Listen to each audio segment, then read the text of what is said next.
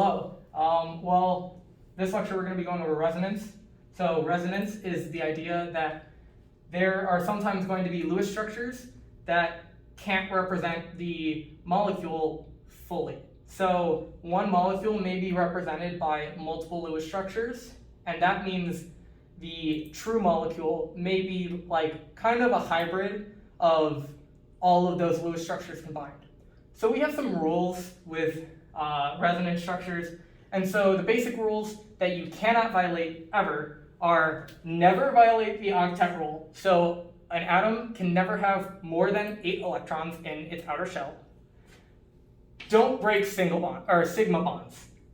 Never break a sigma bond, because at that point it's more than just moving electrons around. You're doing a lot more at that point. And then don't change the overall charge. So when you're shifting electrons around, you want to make sure that you conserve your overall charge of the molecule. So it should be balanced still. So if you have a neutral molecule, when you move electrons around, you should still have a neutral molecule. So then the question is, what electrons are we allowed to move? We're allowed to move a couple different types of electrons. We're allowed to move electrons in lone pairs when they're on heteroatoms. So for example, if you have electrons on a nitrogen that's bound to 3 things, you can move this lone pair as a part of a resonance structure. Electrons that are involved in pi bonds, for example, if you have a carbon double bound and then like that, this pi bond, these electrons can be moved in a resonance structure. And then anything with a negative charge. So if you have a negatively charged oxygen, the electrons that make up this negative charge can go into a resonance structure. So those are the basics of what can move, and then we'll discuss where those electrons can move in just 1 second. All right, so the way that you denote electron movement is through the idea of this curved arrow. And the curved arrow, the direction actually matters for chemistry. So this end of the arrow, where there's the beginning, is where you would denote the electron donor. And then the head of the arrow, right there, is what denotes the electron acceptor. So the electron donor is basically just a source of 2 electrons. And in this case, we have our 3 examples previously of where you can get a source of electrons from. So we remember these lone pairs are a source of 2 electrons. This pi bond here is the source of 2 electrons. And then we can also get this negative charge here as a source of 2 electrons. So for these examples, let's figure out what the electron acceptor will be. So starting with this nitrogen here with these lone pairs, we can move these lone pairs to any one of these nitrogen carbon bonds and make them into a double bond. The way that we would denote this is starting from the lone pairs, draw an arrow that is curved pointing towards the bond that we're going to make from a single bond to a double bond. So the ending structure of that movement of electrons will be carbon, nitrogen, carbon, double bond to another carbon, and then we remember we have to continue to have the same overall charge of the molecule, and so this now becomes positive because it has lost an electron, and this, because we haven't denoted its other bonds, we're assuming that this now has a negative charge on this carbon, because now overall there is still a neutral charge as in the original molecule. So then with this pi bond, we would draw an arrow going from the pi bond onto this carbon. So we can transfer these 2 electrons in this pi bond to this carbon, which would leave the original one of the carbons in the original bond with a positive charge because it has lost electrons, and it's now single bonded to a carbon that has a now negative charge because it has gained electrons. And the last example, we can actually take the electrons that create this negative charge and move it down to create a pi bond in that bond there. So that would create an oxygen with 2 sets of lone pairs, double bond to a carbon. So we have 2 main examples for resonance structures that may pop up on a quiz or some sort of assessment.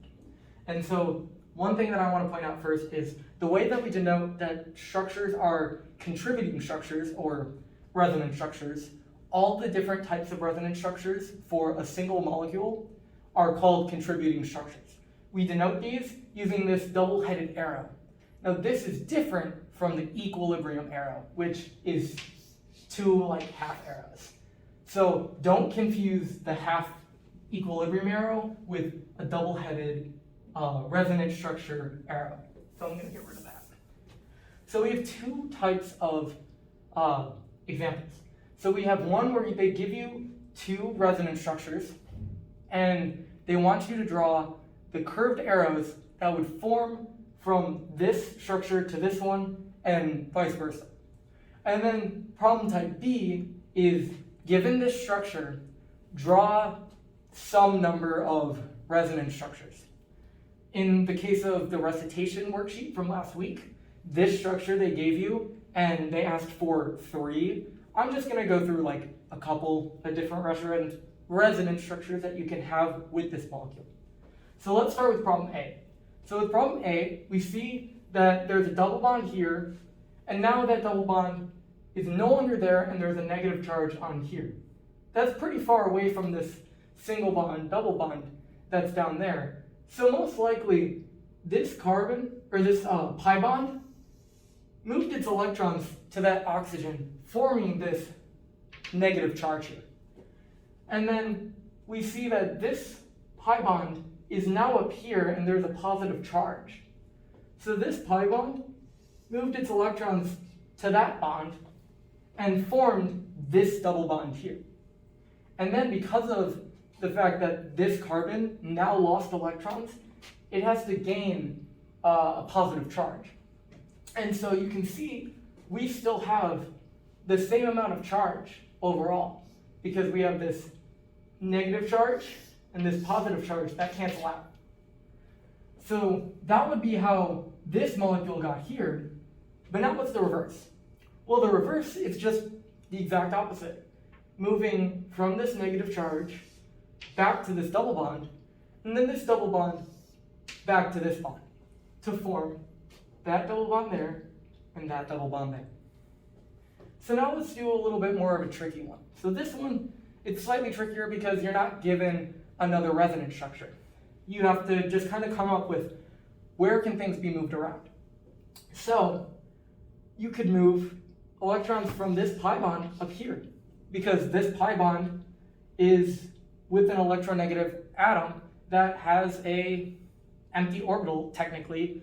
If we remove these electrons and move them up here, that would form this oxygen to have a negative charge. And so you could do that. So there's that there, there's a nitrogen, 2 hydrogens. And so then you just have the rest of your carbon. So you could do that. You can bring this pi bond up here to that oxygen and form a negative charge. You could also then, because this carbon, whoops, this should be a single bond.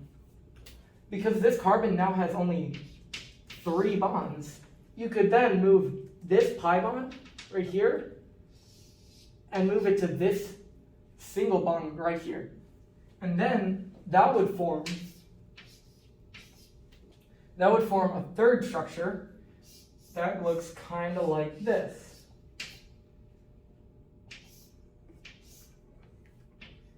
Nope. This one now has a positive charge because it lost electrons. This nitrogen is there.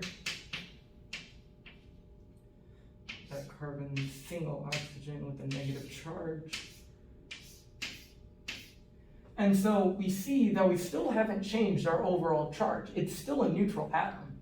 But now we've moved electrons around, and these are all valid structures. the true structure of this molecule is probably a hybrid between all of these structures. And we'll learn more about which structures contribute more to the true molecule in the future, but that's not something that we need to talk about today. So I challenge you for like a extra practice is to draw one more resonance structure that is valid using this original structure. If you need a hint, I would say look at these lone pair of electrons on that nitrogen. And as of today, that will conclude our talk about resonance structures. If you need any more additional help on organic chemistry, I have a playlist that will have all of our Unit 1 condensed lectures in it.